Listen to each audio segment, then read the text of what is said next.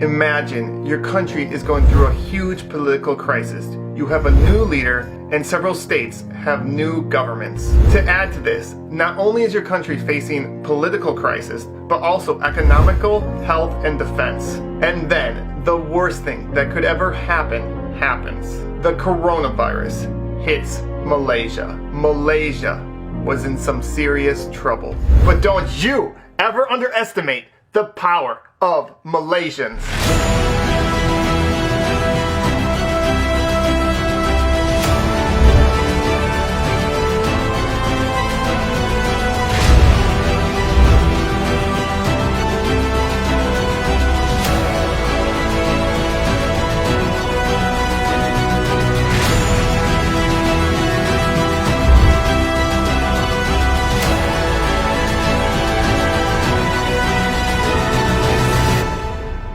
Here are 15 ways that Malaysia did the impossible. Number 15, donations and volunteer organizations.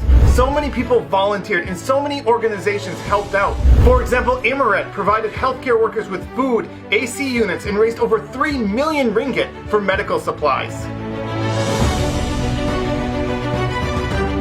Number 14, top doctor. Dr. Noor Hassam Abdullah has been ranked one of the top doctors in the entire world at fighting the coronavirus. And not only does he present accurate facts, he's able to do it in a way that gathers support and also keeps people calm as he does it. Number 13, the movement control order and the enhanced movement control order. These things are not easy to pull off, and it took so many people in different organizations to work together to have them work. Number 12, indirect volunteers. There are so many people that helped out and volunteered and did so many different things like food delivery. Number 11, building temporary hospitals. Malaysia was able to build temporary hospitals very efficiently and quickly. For example, the largest agro park in Asia was able to be built into a hospital in 3 days. Number 10, the Tubelay cluster. The Tubelay cluster complied with any order from MOH, and they never complained even though they had to wait long hours in the heat.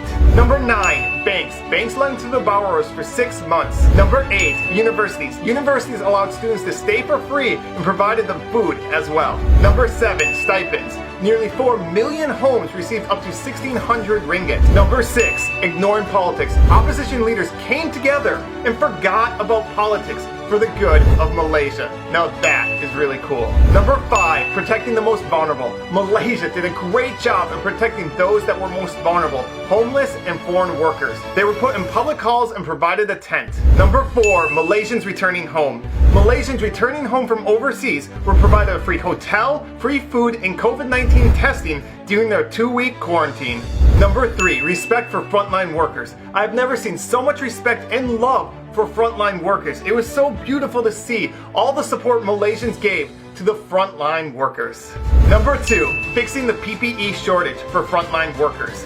At the beginning of the crisis, there wasn't enough PPE for all the frontline workers, and so Malaysians took it onto themselves. For example, a fashion designer realized she had a skill set that could be very valuable, and so she took the initiative to organize an entire team to make PPE.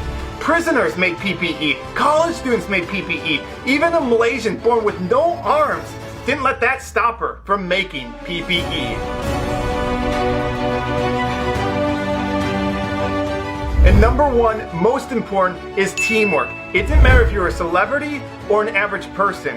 It didn't matter your social status. It didn't matter your gender, your religion, your ethnicity. All Malaysians came together for the better of Malaysia.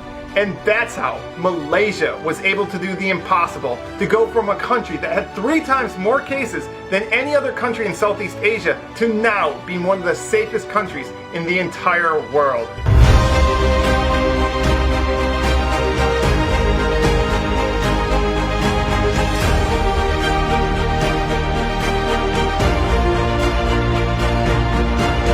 And lastly, I'd like to thank all the Malaysians that helped make this video possible. So many of you wrote to me, sent me videos and pictures, and specifically Pacific Baku, who's a motorcycle rider, let me take lots of his footage, along with Q Productions, who took beautiful drone shots. And you can find links to their channels in the description. So thank you to all of you who helped make this video possible.